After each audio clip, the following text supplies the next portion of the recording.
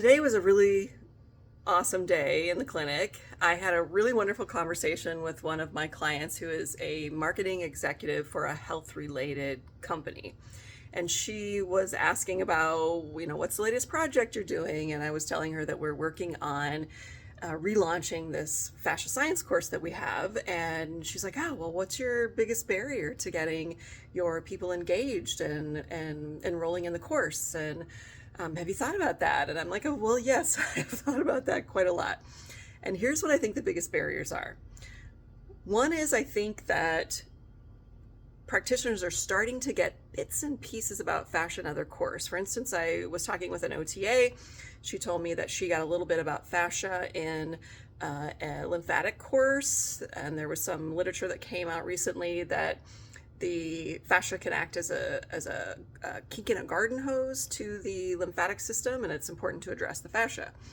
So things like that are happening out there, but it's just little bits and pieces, and there's so much more. Another is that there's still a lot of misconceptions about the fascial system. There's a lot of old thinking about what it is and what it isn't. And it is so much more than we ever thought it was, and so applicable to every setting and every patient population. The other is that it's still so very connected with the technique of myofascial release. And some people are really all on board with myofascial technique, and some people are like, nope, not for me.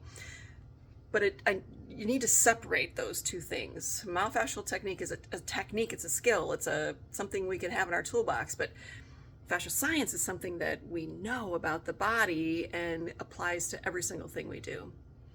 And finally, the other misconception it's not a misconception, it's a barrier. It's when I taught at Creighton, I know that one of the courses that occupational therapy students don't love is the anatomy. They want to jump right into the practical courses and learn the techniques and what do I do?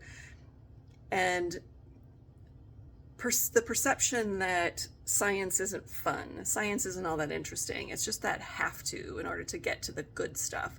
Well, fascia science and the course that we have takes the science and connects you directly to the good stuff that you can start thinking about and the application of it right away.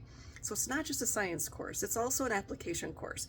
It gives you a little bit of information about so many different areas that we can start applying fascia science to and tweaking the things that we do and doing new things with our clients in order to get them to pay attention and address the whole body and not just the muscular system or the nervous system.